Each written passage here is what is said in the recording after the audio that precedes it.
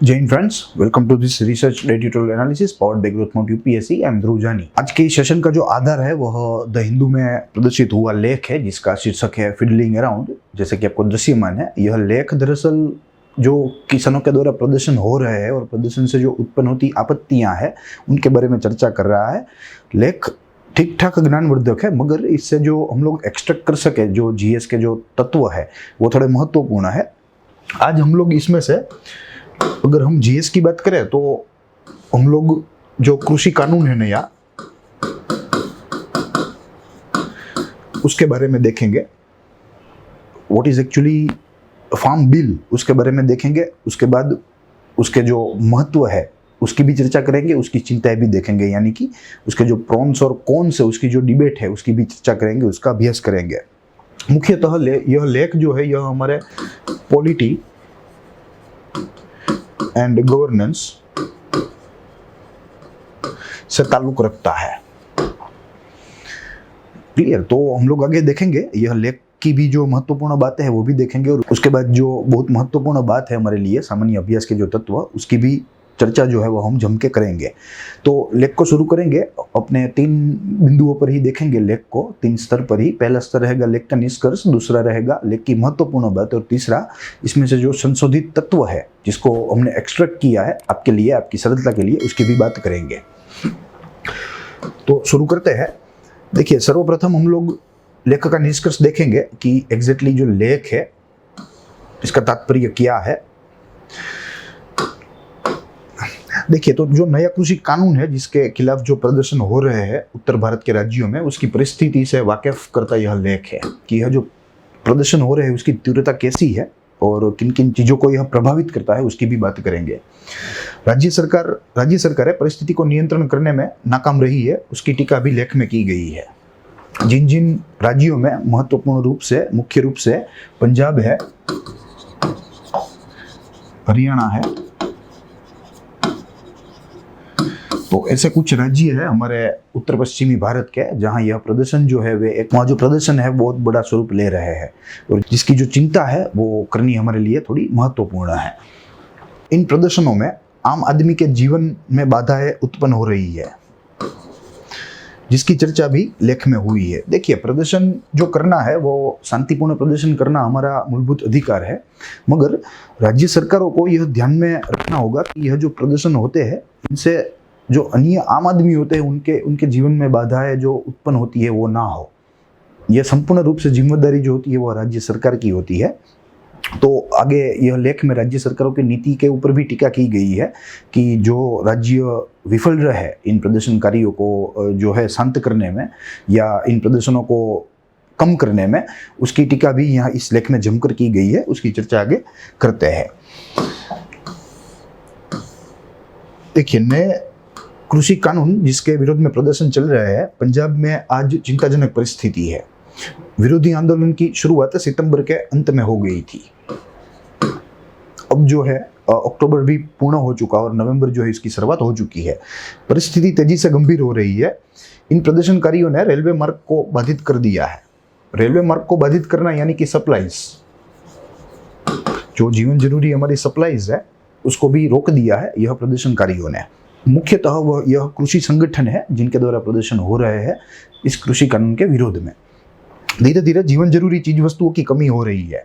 Yes, अब जो scarcity है, क्योंकि सप्लाई चेन जो है वह डिसरप्ट हो चुकी है, इन लोगों के द्वारा डिस्टर्ब की गई है, तो इसी की वजह से जो जीवन जरूरी चीजें हैं उसकी स्केर्सिटी जो है वह अब दिन प्रतिदिन बढ़ती जा रही है। बिजली क्षेत्र में भी संकट पैदा हुआ है। उद्योगों को पुनः स्थापित करने में, यानी कि लॉकडाउन के बाद फिर से शुरू करने में भी दिक्कतें हो रही है, क्योंकि they are running out of raw materials. कच्चा सामान जो है जो ट्रेन से आता है वो अब आ नहीं रहा है, क्योंकि यह जो प्रदर्शनकारी है वे ट्रेन के जो ट्रैक्स है उसको ब्लॉकेड करके बैठे हैं। और वहीं जो बिजली क्षेत्र है उसमें भी संकट जो है वो पैदा हुआ है, क्योंकि जो कोयला है इसकी भी जो सप्लाई है वह रुकी हुई है इन प्रदर्शनकारियों की वजह से।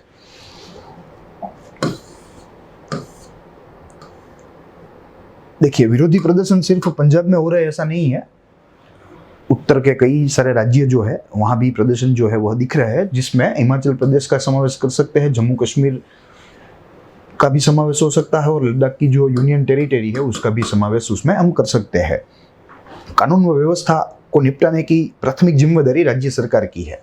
लॉ एंड ऑर्डर जो है वह राज्य सरकार की जिम्मेदारी है और ऐसे मामलों में राज्य सरकार जो है उसको त्वरित निर्णय लेना होगा। मगर लेखक के मुताबिक इस लेख में ऐसा कहा गया है कि जो पंजाब की सरकार है, वहाँ का जो हल्का कांग्रेस का जो प्रशासन है वह एकदम विफल रहा है इस मामले में, इस पूरी परिस्थिति के ऊपर नियंत्रण लाने में, इसको काबू करने में।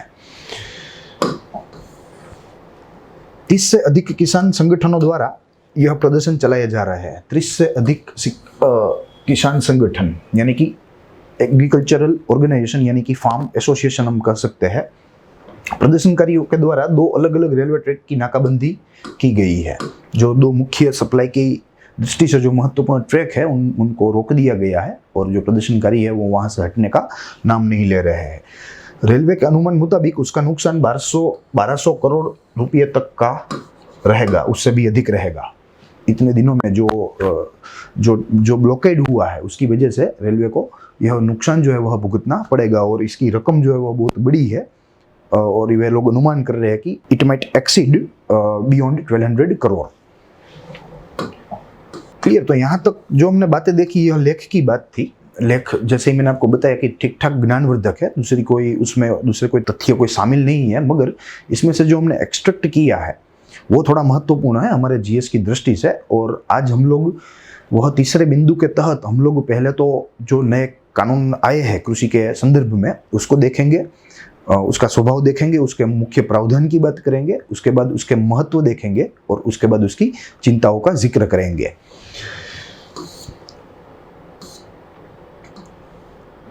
देखिए कृषि कानून जो है, देखिए इसका जो संदर्भ है वह लिया गया है इस लेख से।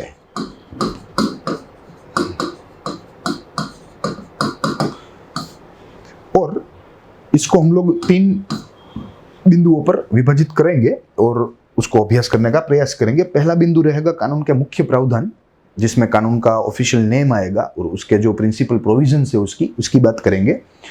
दूसरा है कानून का महत्व यानी कि importance of this particular acts, उसकी बात करेंगे, देखेंगे। और उसके बाद कानून से उत्पन्न होती चिंता है जो इसके विरुद्ध में दलील है उसकी भी बात करेंगे। तो सर्वप्रथम कानून के मुख्य प्रावधान उसके नाम के साथ ही देखेंगे। तो पहले तो मैं आपको बता दूं कि जब हम नए कृषि कानून की बात कर रहे हैं तो there are total 3 bills. Clear? और उन 3 बिलों में से जो 2 है वे नए कानून है और जो 1 है वह है संशोधन यानी कि अमेंडमेंट है।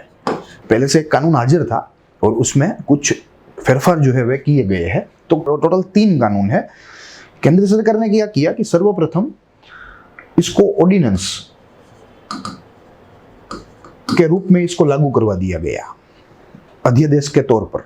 फिर उसके बाद इस अध्यादेश को मान्यता प्रदान करने के लिए संसद में एकदम त्वरित रूप से, एकदम जल्दी से ही यह तीनों अधिनियमों को पारित करवा दिया गया और उसको कानून का स्वरूप जो है वह दिया गया। So this was the whole timeline कि first of all they actually implemented it as an ordinance.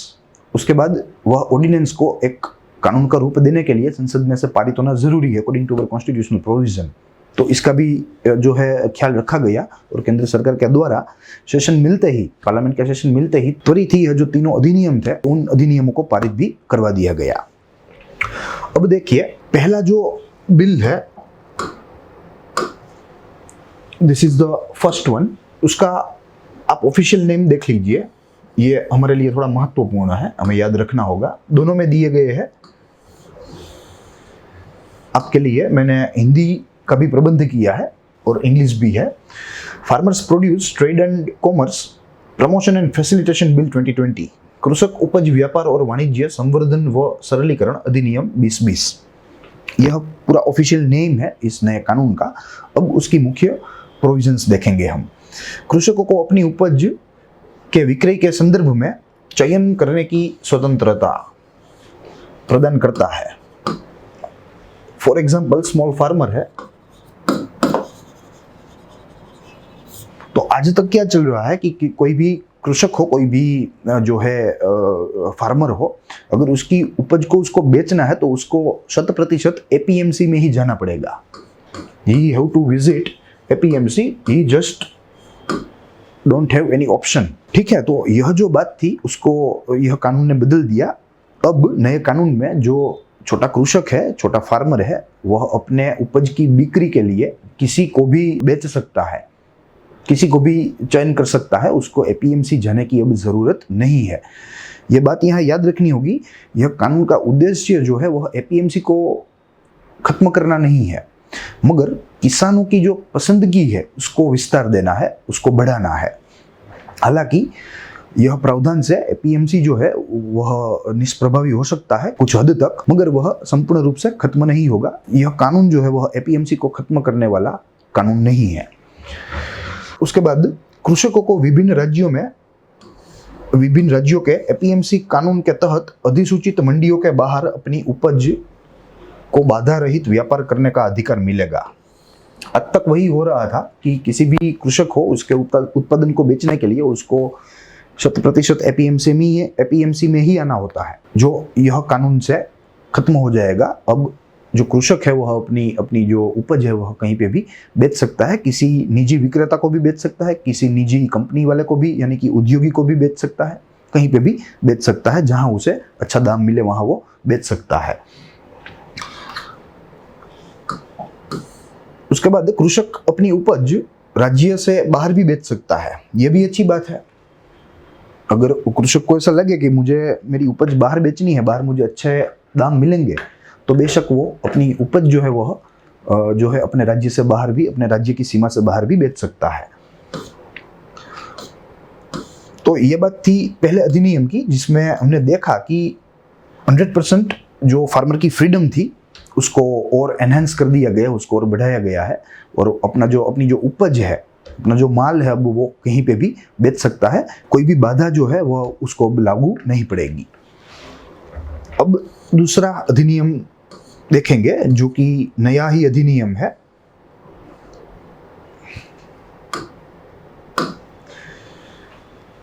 जिसका पहले ऑफिशियल नेम देख लेंगे। This is the English name और this is the Hindi name. Farmers empowerment and protection agreement on price assurance and farm service bill 2020। कृषक सशक्तिकरण व संरक्षण, कीमत आश्वासन व कृषि सेवा पर करार अधिनियम 2020। अब देखिए इसके मुख्य प्रावधान। यह अधिनियम किसी कृषि उपज के उत्पादन या पालन से पूर्व क्रेता व कृषक के बीच, देखिए यहाँ क्रेता का मतलब होता है व्यापारी, ये बात आपको ध्यान में रखनी होगी, यह हिंदी शब्द है। वो कृषक के बीच एक करार के माध्यम से कॉन्ट्रैक्ट फार्मिंग का एक ढांचा तैयार करता है। कॉन्ट्रैक्ट फार्मिंग, तो it is actually a bill या it is actually a law which is introducing contract farming in India. Contract farming में क्या होता है कि उपज से पहले ही दोनों पक्षों के बीच में, यानी कि खरीदनार और बेचनार जो पक्ष होते हैं वो दोनों पक्षों के बीच में करार हो जाते हैं किसी भी पर्टिकुलर जो है कीमत पर, और वे लोगों के बीच में करार हो जाते हैं कि जैसे ही यह उपज तैयार होगी तो मैं इसको जो है पर्टिकुलर भाव में इसको खरीद लूंगा, उसे कॉन्ट्रैक्ट फार्मिंग कहा जाता है। उसके बाद करार में होते विवादों को निपटाने के लिए त्रिस्तरीय विवाद निपटान तंत्र, यानी कि रिड्रेसल मैकेनिज्म की व्यवस्था की गई है। इसमें एसडीएम को, जिला के एसडीएम को जो है अधिकार या सत्ता दी गई है, सत्ता या अधिकार, and there is some 30 days limit. तो इसके तहत यह जो रिड्रेसल मैकेनिज्म है वो भी इसमें मजबूत बनाने का प्रयास जो है वह किया गया है।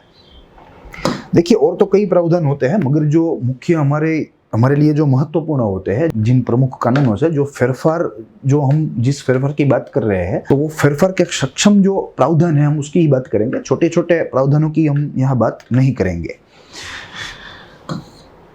उसके बाद यह तीसरा अधिनियम है। तो पहले अधिनियम में हमने देखा कि कृषक की जो चयन की जो स्वतंत्रता है उसको बढ़ाया गया। दूसरे में हमने देखा कि कॉन्ट्रैक्ट फार्मिंग को अवकाश दिया गया, जो कि एक अच्छी बात है, नई बात है, और दोनों पक्षों के बीच में अगर कोई विवाद हो तो उसको निपटाने के लिए भी एक तंत्र जो है व्यवस्थित सुव्यवस्थित तंत्र, उसका भी जो है जिक्र किया गया, उसका भी प्रावधान है। अब तीसरे में देखिए इसका नाम आप देखिए पहले, एसेंशियल कमोडिटीज अमेंडमेंट बिल, तो यह एक प्रकार का अमेंडमेंट है। जो हमने बोला था कि 3 कानून है टोटल, 3 में से 2 नए हैं, एक अमेंडमेंट है, तो this is the amendment. Prior once जो हमने देखे दोनों, वे दोनों ही नए कानून है। आवश्यक वस्तु एसेंशियल कमोडिटीज की बात हुई है और इसके तहत हम लोग इसके प्रमुख प्रावधान देखें। संशोधन का उद्देश्य किसानों की आय बढ़ाना व कृषि क्षेत्र में प्रतिस्पर्धा में वृद्धि करना, वही उसका लक्ष्य है। क्लियर? तो संशोधन का उद्देश्य क्या है? किसानों की आय बढ़ाना, उसकी जो आवक है उसको बढ़ाना, कृषि क्षेत्र में प्रतिस्पर्धी में वृद्धि करना।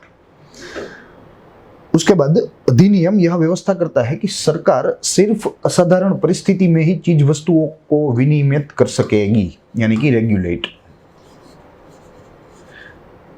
आज के समय हम लोग देख रहे हैं कि under this essential commodities act सरकार जो है वे जरूरी जो खाद्यान्न चीजें होती है या अन्य कोई अनाज होता है उसका विनिमय करता है, यानी कि उसको रेगुलेट करता है कि कोई जो व्यापारी है, बड़ा व्यापारी, वो उसका भंडारण ना कर सके, उसका कोई स्टॉक ना कर सके। क्लियर? तो यह कानून से स्पष्ट रूप से जो है ऐसी छूट मिल गई है व्यापारियों को और कृषकों को कि वे भंडारण जो है वे कर सकते हैं किसी भी चीज वस्तु का, खाद्य हो या अखाद्य हो। हालांकि यहाँ तो खाद्य की ही बात हो रही है। तो कहने का तात्पर्य यह है कि भंडारण के जो दरवाजे थे वो सरकार ने खोल दिए इस संशोधन से, और यहाँ से भंडारण की जो प्रवृत्ति है वो अब प्रतिबंधित नहीं रहेगी। सरकार सिर्फ विनिमय तभी कर सकती है जब समय जो है वो असाधारण हो, वक्त जो है वो असाधारण हो, और असाधारण वक्त के लिए कई सारी कंडीशन, शर्तें दी गई है, जैसे अकाल हो या कोई मानव सर्जित या कुदरती सर्जित कोई अलग सी दुर्घटना हो, या बहुत ही तेजी से किसी भी चीज का भाव जो है वह बढ़ता हो। क्लियर? तो इन सब चीजों को एक जो है असाधारण समय जो है उसका टैग दे दिया गया है। परंतु संक्षिप्त में अगर हमें समझना हो तो हम लोग समझ सकते हैं कि सरकार ने भंडारण की जो छूट है वह हम सबको दे दी है, यानी कि कृषकों को और व्यापारियों को। तो ये बात रही तीसरे अधिनियम की।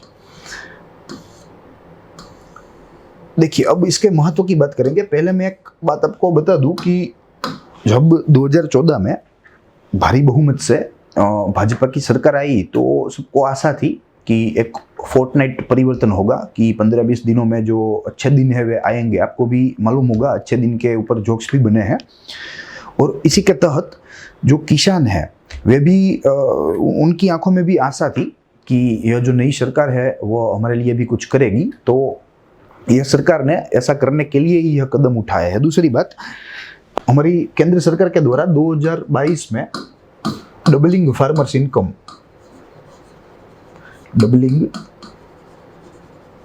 फार्मर्स इनकम का लक्ष्य तय किया गया है। विधायक होते हैं वे लोग ऐसा मान रहे हैं कि यह जो कानून है, ये कानून दरअसल कृषि क्षेत्र में क्रांतिकारी बदलाव करेंगे और जो कृषकों की जो आय है उसको भी डबल करने में, उसको भी दुगना करने में हमारी मदद करेंगे, हमको जो है फायदेमंद साबित होंगे, ऐसा विधि निर्माणकारों को लगता है। हालांकि अब 2022 शुरू होने में 1 वर्ष और थोड़ा सा ही ऊपर से समय रहा है, और किसानों की जो आय है वो दुगुना से कई ज़्यादा दूर है, मगर फिर भी जो सरकार है वह ऐसा क्लेम कर रही है कि यह जो कानून है वे एक क्रांतिकारी बदलाव अवश्य करेंगे। देखिए, अब हम इसके महत्व और लाभ की बात करेंगे पहले, फिर उसके बाद उसकी चुनौतियां, उसकी चिंताएं देखेंगे।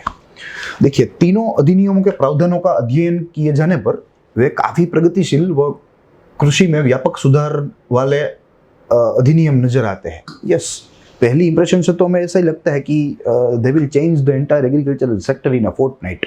बहुत ही कम समय में यह जो कानून है वे क्रांतिकारी बदलाव लाएंगे कृषि क्षेत्र में, ऐसा इस कानून के प्रावधानों को देख के हमें लगता है। उसके बाद अब हम इसके महत्व की बात करेंगे। पॉइंट वाइज है, किसानों को अपनी उपज कहाँ बेचनी है वो तय करने में छूट मिलेगी, वो मिल गई according to the first law. उसके बाद निजी क्रेताओं को अपनी उपज बेचने अच्छे दाम मिल सकते हैं। जो किसान होते हैं पहले जो एपीएमसी में ही आते थे, आना पड़ता था, अब वो निजी क्रेताओं को भी अपनी उपज दे सकते हैं या अन्य कोई दूसरी थर्ड पार्टी हो उसको भी अपनी उपज दे सकते हैं। इन शॉर्ट किसी को भी अपनी उपज दे सकते हैं जहां से उन लोगों को ज्यादा फायदा मिलता हो, ज्यादा आय मिलती हो। जो किसान की आय वो खुशहाली में बढ़ोतरी सुनिश्चित करता है। तो ये बात तो सही है कि ऐसी छूट मिलने पर किसान जो है वे जहां अच्छे दाम आएंगे वहीं बेचेंगे, तो वहां से उन लोगों को जो है ज्यादा आय होगी तो उन लोगों की गरीबी जो है वह दूर होगी, खुशहाली आएगी। उसके बाद कृषक के पास दो विकल्प है। अगर निजी क्रेता से दाम नहीं मिल रहे तो अपनी उपज जो है वह एपीएमसी में एमएसपी यानी कि न्यूनतम समर्थन मूल्य पर बेच सकता है। Prior it was one option. Prior to this implication of law, there was only one option for the farmer, that he can only sell his produce in the APMC, respected APMC. मगर यहाँ अब उसके पास दो विकल्प है। पहले वो निजी में थोड़ी जांच करेगा जहाँ से अच्छे भाव मिल रहे हो। अगर वहाँ अच्छे भाव कहीं नहीं मिल रहे तो वो बेशक एपीएमसी में आएगा और एमएसपी पे अपनी जो उपज है वह बेच के चला जाएगा। उसके बाद किसान संपूर्ण बाजार से जुड़ेगा, पूरे बाजार से जुड़ेगा। आज तक क्या था कि वो अपने एपीएमसी के साथ ही संबंधित था अपनी उपजों को लेकर, मगर अब ऐसा नहीं रहेगा। आधुनिक प्रौद्योगिकी व बेहतर उपकरणों का उपयोग होगा, क्योंकि अब वो अपनी गुणवत्ता पे भार देगा। वो अब कहीं पे भी बेच सकता है। जितनी अच्छी उपज रहेगी उतना अच्छा दाम मिलेगा। अब तो वो आधुनिक उपकरणों का भी उपयोग करेगा, एडवांस टेक्नोलॉजी यानी कि आधुनिक प्रौद्योगिकी का भी उपयोग करेगा और अपनी जो फसल है उसकी जो गुणवत्ता है वह बढ़ाएगा। तो उसके लिए कंपटीशन में खड़ा रहना भी जो है एकदम सरल रहेगा। फसल भी अच्छी होगी। उसके बाद इन अधिनियमों के संयुक्त प्रभाव से कृषि उपज के लिए वन नेशन वन मार्केट बनाने में मदद मिलेगी। वन नेशन वन मार्केट, एक देश एक बाजार, तो ये सपना जो है वह साकार हो सकता है। और ऐसा करने पर पूरे एग्रीकल्चरल सेक्टर को, पूरे देश के एग्रीकल्चरल सेक्टर को बहुत ही ज़्यादा फायदा हो सकता है। तो this were the importance which were in the favor of this newly implemented agricultural laws. उसके बाद अगर चिंताओं की बात करें तो बेशक चिंताएं भी है, क्योंकि प्रत्येक जो सिक्का होता है उनके दो पक्ष होते हैं। अच्छा पक्ष होता है वो, उसके बाद उसका बुरा पक्ष भी होता है। तो ये चिंता है, यह बुरे पक्ष की बात है।